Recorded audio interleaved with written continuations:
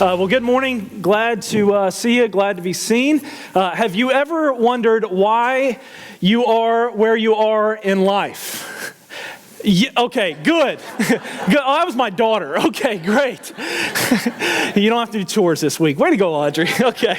All right. She's like, every day I wake up with you parents. I wonder why. And so you wonder, like, why the decisions I've made. You look back at the decisions that you've made in life and you wonder, God, if I would have made this decision, would X have happened? Not like your ex, but like fill in the blank X, okay? But like, would this have happened? And we often wonder, Lord, would my life look different if I would have made this decision, or I would have gone to this school, or why am I in the place that I am in? And some of us here, my daughter included, obviously now I'm learning this, is like, yes, every day of my life. Why am I where I am? And we usually ask that question whenever we are in a season of anxiety or fear or a nerve-wracking time of life. We usually ask that question, God, why am I here where I am right now in life? Just last week I was in a different place, but right now it seems I'm in a new season. Why, God? Why am I here in this place right now? And when we come to John chapter 20, the disciples are in probably the most nerve-wracking season and situation that they have ever been in. It has been 3 days since the leader of their movement was executed, killed publicly, and there is no sign of him. And if you look in verse 19, you see where John says, on the evening of that day, the first day of the week. Now that's important if you hold on to that phrase, the first day of the week, because this is the second time John has told us we're on the first day of the week. In John chapter 20, verse 1, he says, now on the first day of the week, Mary Magdalene went to the tomb. So he's repeating that we are on the first day of the week. And the first day of the week just so happens to be in the Jewish calendar today, Sunday, okay? Sunday. Jewish calendar, just like ours, there were 7 days. The day before was Saturday, the seventh day, also known as the Sabbath or the day of rest. And so the disciples know that if their end is going to be like Jesus, they're okay on the Sabbath. No one's going to come get them on the Sabbath. But they know what? The hourglass is running short. Their time is up. And on the day after the Sabbath, the first day of the week, they are coming to get arrested and possibly killed, just like Jesus was, if not before nightfall, then at least by nightfall. And here we are in John chapter 20, the evening of the first day of the week. And it's nerve-wracking because this is the way that any would-be revolution ended in first century Roman Empire. If you started a movement and you said that Caesar is not king, and in Jesus' case, it's I am king, and you were put down to death, so were your followers, right? And if you wanted to continue on your movement, what you would do was you would basically say, okay, well, let's get this person's son to now step up and lead. There was, we know from history, and in Acts chapter 5, there was a guy also from Galilee. He had a really cool name. You ready? Judas the Galilean. Very simple, very easy to remember, okay? And we know that he starts a movement in AD 6, right around the time Jesus is born, and starts a movement. Rome comes in, kills him, crucifies his two sons, and Acts chapter 5 tells us that movement stopped. All the followers were scattered. And so in the first century, if you had a movement that was put down, the way you would continue that was you would say, next in line, son. Well, here's the problem. Jesus didn't have a son, right? And then you would say, okay, well, how about his family members? We already know from John chapter 7, not even Jesus' brothers believed in him. So what are you going to do now? You don't have a son to start the movement, keep it going. You don't have family who believes in him to keep that going. Okay, I know what we'll do. We'll go after Peter. Big problem. Why? What has Peter done the last 3 days? I don't know him. So I've never talked to him. I don't know him. I'm not one of his disciples. And so these guys are in a really big problem. Really, really big problem. And so we know when that happened, but I want you to notice where that happened. Look in verse 19. On the evening of that day, the first day of the week, the doors being locked where the disciples were. Now, I don't think I've ever noticed doors is plural. I've always read this and thought, door. Okay, they're in a room and the door is locked. But if you stop and think about this, doors. We know from verse 10, the disciples have gone back to their homes. And so now the evening has happened and we can assume that they are in someone's home. And maybe it's a double, a two-story home. Maybe there's a door over here and over here. We don't know. But what we do know is that there's doors. And if you know anything about fear, anytime you have fear in life, when there are multiple entry points into your life where fear can creep in, it's magnified over and over and over again. It's not like fear just comes in through a door. It's like, here, I'll just make it real easy for you. It's like, oh, crud, we better, it's my job at night. I go through and I turn off the lights and I lock the front door. I lock the door over here. I lock the door by the back. And then sometimes by the time I go lay down, I'm thinking, oh, did I lock the front door? And oh, God, I got to get up, And so that's how fear works, right? There's multiple entry points and it makes it worse when that happens. But I want you to imagine with me for a moment how intense that room or that house would have been where these disciples are. You've got Peter, maybe he's on the first level and they can talk to each other, and Andrew's on the second level, and Andrew, of course, is a son of encouragement. And Peter starts to talk and Andrew's like, bro, I just want to encourage you right now. You need to shut your mouth. And Matthew's like, man, I know, I told Jesus we shouldn't have given Judas the responsibility of taking the money. I knew it from the beginning, man. I know finances. What does Jesus know? Judas, I knew he was going to betray us. And it's tense in there. And then you got like Simon the Zealot like off in the corner, and he's got his little dagger and he pulls it out and he's like, it's Judas the Galilean all over again. I can't believe I fell for another false Messiah from Galilee. And he's cleaning his dagger. And he's like, we got to get out of this place. Fear is all over this room because they know it's coming. And in the middle of all this fear, look what happens in verse 19. On the evening of that day, the first day of the week, the doors being locked where the disciples were for fear of the Jews, Jesus came and stood among them. Now the riddle in your mind is, how did he get in the room? The doors are locked. That's the riddle in all of our minds. But I can solve it for you real easily. If you believe Jesus rose from the dead, then getting into a locked room really isn't that hard. Okay? It's like, oh man, I just gave up on the faith because Jesus couldn't, how to get into the room. Well, have you really thought through? We believe that a man is God and he rose from the dead. So if you believe that Jesus rose from the dead, getting into a locked room is not that difficult. And there's a lot of assumptions that we make here. This just shows, how did Jesus get into the room? Well, he went through the doors. Really? Did it say he went through the doors? Doesn't say, does it? We make a lot of assumptions. He appeared. Just like he has done before in John chapter 6. We don't have to go there. You don't have to, for time. John chapter 6, remember the disciples are out. They're about 4 miles out in the water, and a storm comes, and all of a sudden Jesus appears. He's walked out on the water for 4 miles. He appears to them. This isn't the first time this has happened. And what is it? They think he's a ghost, right? And it says in John 6, if you go look at it later, and they were frightened when they saw him.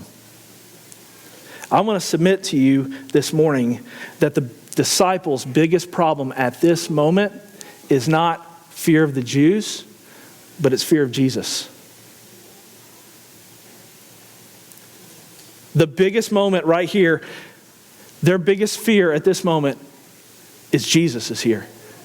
You ever been standing in your kitchen and minding your own business, and all of a sudden your kid just creeps up on you, and it's like, where from? You know, the other day I'm showing a house, and we're looking at out into the backyard, and there is this telephone pole, and my client and I, we start making fun of the telephone pole, and we're talking about it, and it's like, it's a deal breaker, you know, let's just move on. 30 minutes later, I get a phone call, and it's, hey, Stephen, this is Jane Doe from blah, blah, blah, Realty. Not like the Jane Doe, but like Jane Doe, you know, like, and from Realty. The seller was listening to you guys talk, and we realized you don't want the house, but here's what she had to say about the telephone pole. And I'm like, oh, man, you know.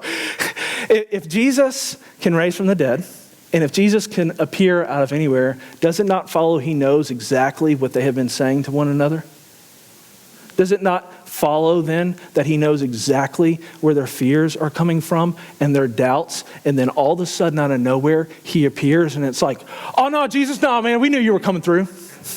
You told us, remember, he is not here, he's risen, just as he said in Galilee, you know, the Son of Man must be, you know, delivered to the hands of sinners. Oh, we knew that, man, we had that memorized, Jesus. And there's Jesus at that moment. He enters into their deepest fears. And for the disciples at this moment, Jesus is more frightening than the Jews are in the disciples' life. So let me ask you a question. If you're the disciples, what do you expect to hear from Jesus? If you're the disciples, what do you expect to hear from him? Depart from me, I never knew you. Right? These last 3 years have been a sham. Look at you guys. You don't believe this. I'm disappointed in you. Oh, how I'm disappointed in you. Oh, how he's disappointed. Yeah, see, you know, like, what is it? What do you think they're expecting to hear from Jesus at this moment? I expected more from you, Peter. Thomas isn't even there yet, so he gets left out. We'll see him next week. If I'm Jesus, I'm going Thanos on these fools. All right?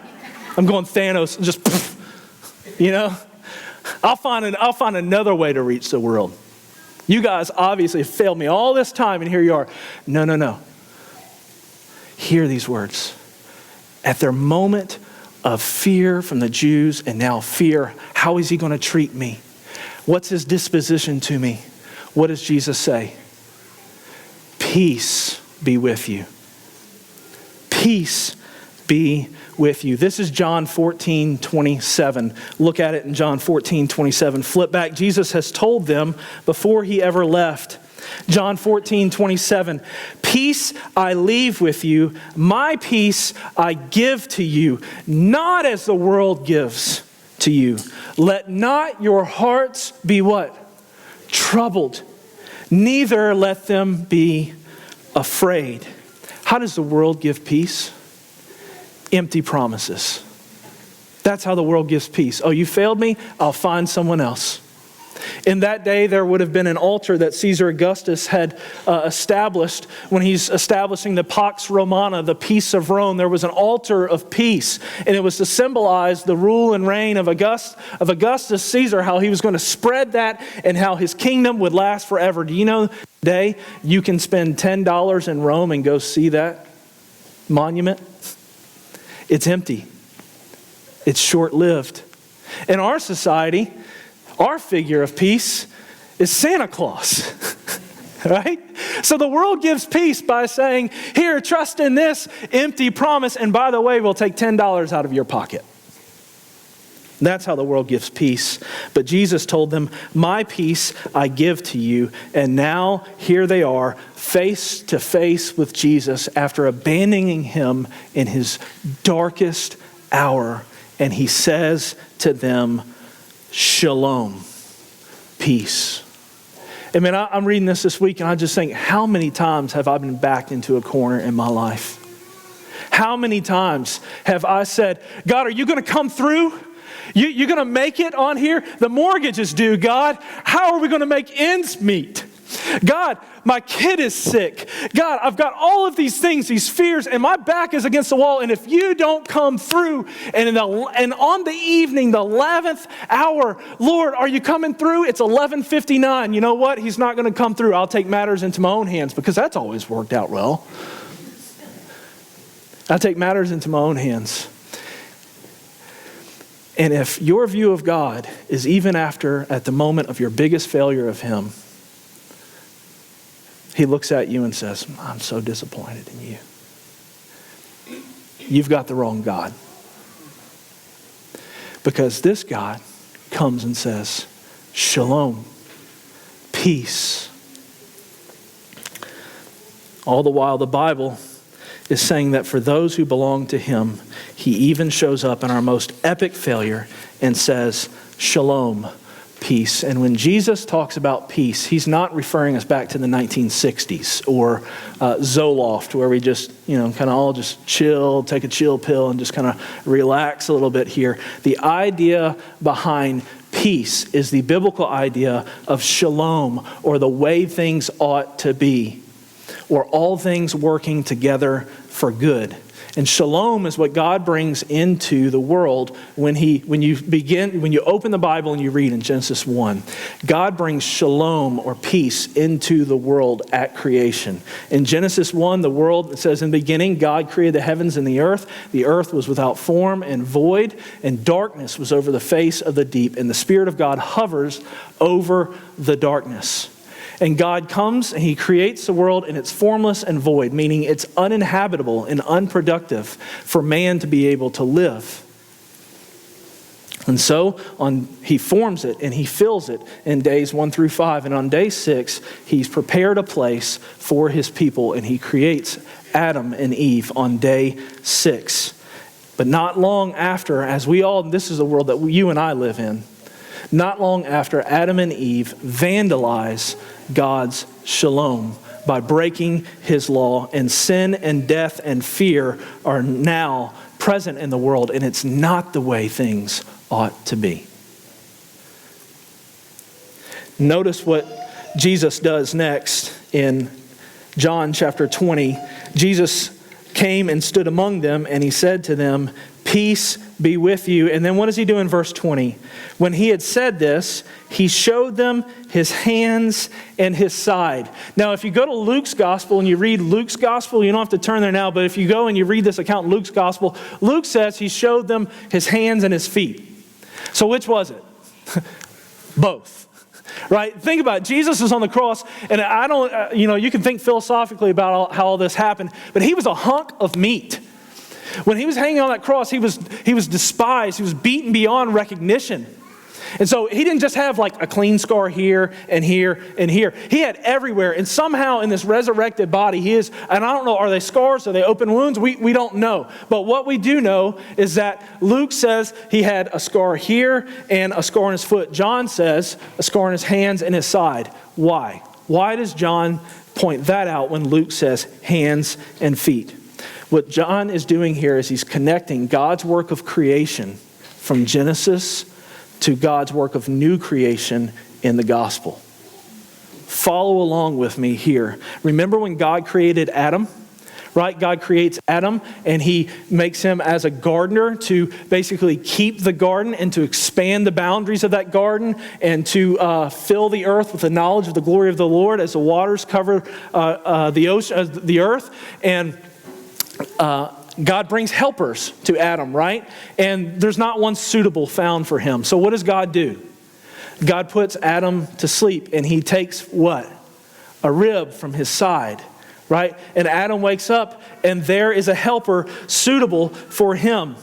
And when John writes his gospel, he's wanting you to see that in Jesus, the God of Israel is bringing about a new creation. A new creation with a true and better Adam. And the bride that God gives Jesus comes not after Jesus wakes from sleep, but after He raises from the dead. And you've got to see this Genesis connection that John is bringing, because when Jesus in a second is about to walk up to these guys and breathe on them, and that stuff gets really weird really quick. Like, peace. Oh man, thanks. Hands inside. Cool. What's going on here? You're just showing up out of nowhere and now you're breathing on us? Like what is, John is doing a lot of symbolism here to connect us back to Genesis, right? There's a Genesis connection here. Otherwise, if you don't see that, you just think that Jesus is shape-shifting and he is truly crazy, walking up and breathing on people. But remember, what day of the week are we in? The first, right? The first day of the week. And when Jesus stood before Pilate, it was Friday, the 6th day of the week, right? And Pilate, when he condemns Jesus, says, "Behold the man." On the 6th day, behold the man. Right, here's God's new man of creation. Pilate doesn't know what he's saying, but John is drawing this connection for you. Behold the man. And then Jesus goes to his death, and what does he say? It is finished.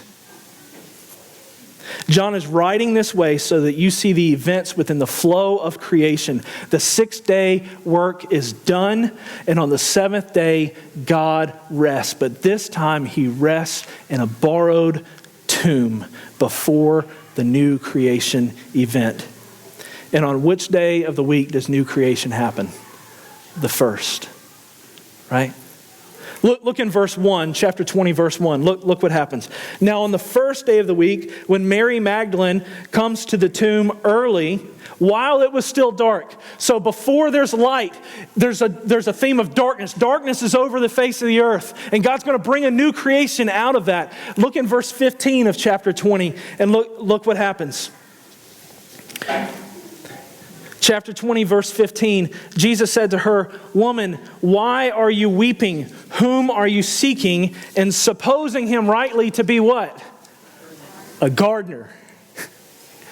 Genesis connections all over this place here. Who was Adam? He was a gardener. He raises from the dead in a garden, and she supposes him to be a gardener. And then you come to the end, to later on in chapter 20, and what happens? Jesus shows up, and he does what to the disciples?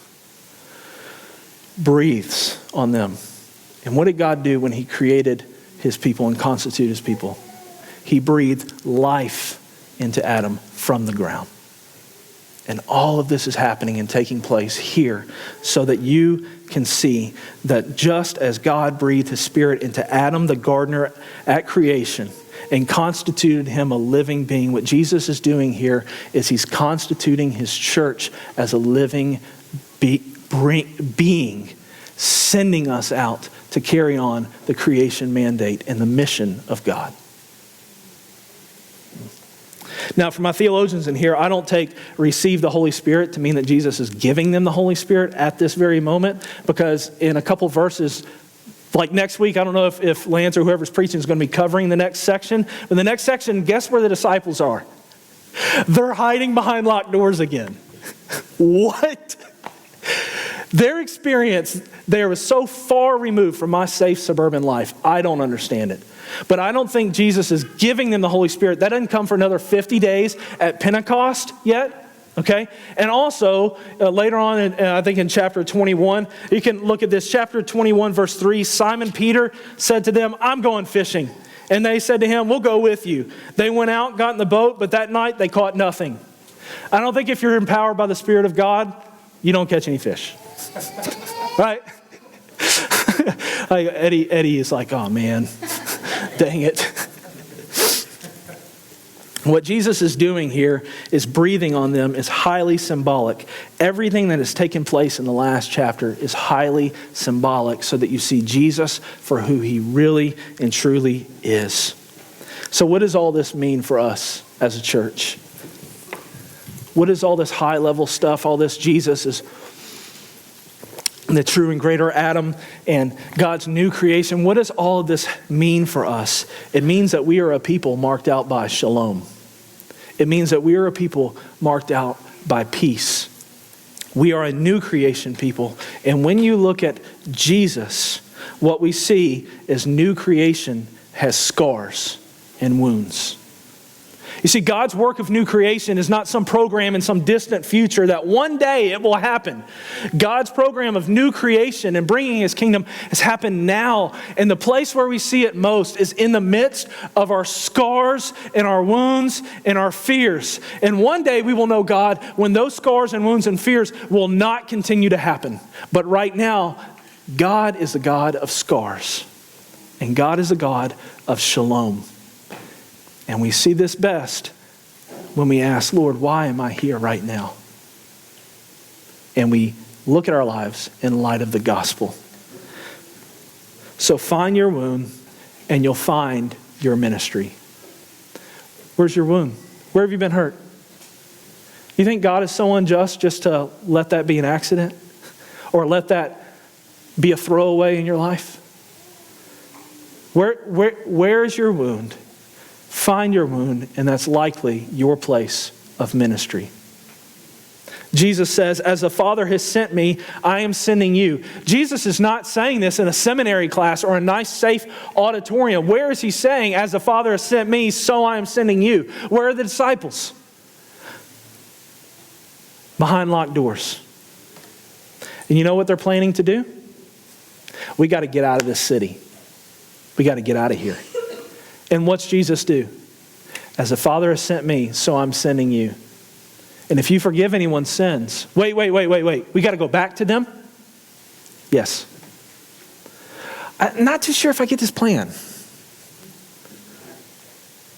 Find your wounds and you'll find your ministry with the gospel of peace. So when you come to John chapter 20 and you see, John says they were hiding there for fear of the Jews. This has actually ratcheted up throughout the whole gospel. And if you remember, and I think it's in John chapter 9 or 10, there's a man who was born blind, right? And Jesus heals him, and the Pharisees come, and they basically say, hey, tell us about this. And his parents are there, and his parents throw him underneath the bus.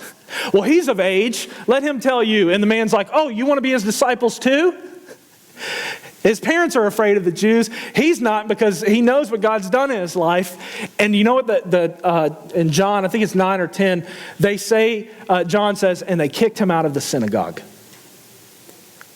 And then you move on in John's gospel and you get to chapter 12 where it explicitly says that if anyone confessed Jesus as the Christ, they were kicked out of the synagogue. And then you get to chapter 16 and you see Jesus says, hey, look, there's going to come a time when people kill you, they kick you out of the synagogue and kill you, and they think they're doing a service to God.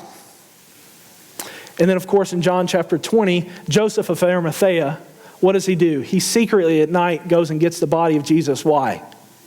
For fear of the Jews. And when you come to chapter 20, verse 23, Jesus isn't saying that the church gets to play the role of God in salvation by forgiving people. Look at verse 23. And when he had said this, he breathed on them and said to them, receive the Holy Spirit. If you forgive the sins of anyone, they are forgiven. If you withhold forgiveness from anyone, it is withheld. Now, if you just pick that up on a napkin, you might think, oh, I get to forgive people's sins. You got to keep in mind what all is happening here in this context. Right? Highly symbolic, everything that's happened here. What has happened to these guys? They've been kicked out of the synagogue. And if you don't have access to the synagogue, you don't have access to what? The temple. What happens at the temple? Forgiveness. Sacrifice. And they're cut off from it. And Jesus says, no. You guys are hiding behind these doors. It's really not you who should be hiding behind these doors. You have the keys. You have the keys to administer the blessing of the temple. You have the gospel, which is what the temple's been all about, what the synagogue is all talking about, is the forgiveness that comes from the gospel. You have it. It's yours. And you're not thinking about this right. The irony is they have the keys and they're hiding behind the door when really the people on the other side of the doors should be afraid, because they are about to miss out on the forgiveness that comes from the gospel. There's a lot of irony taking place here. So if you'll find your wounds, you'll find your ministry. And you don't have to look at your scars and hide in condemnation, whether it's wounds from another, your kids, your spouse, your job, stupid decisions you've made, self-inflicted wounds. You don't have to look at those wounds in condemnation. Look at those wounds this week when it comes up, because wounds itch. Like, that's just the thing about scars, right? At some point they itch. Next time they itch, peace. Because of Jesus. Peace be with you because of Jesus. And the good news this morning is that Jesus speaks peace and shalom and all things working together for good if you will find your identity in Him, and if you will take Him by faith alone, if you will look to Him and be glad in Him. And when all of this new creation project stuff is completed, John writes another gospel. It's a book of Revelation. In the end, we get this picture where the God of Shalom will wipe away every tear from our eyes with the very scars on His hands. And God, the God of scars, tells us death will be no more. Neither shall there be mourning, nor crying, nor pain anymore, for the former things have passed away. And so when we look back, we'll see that the decision that got us there was solely by grace and peace from Christ. Let's pray.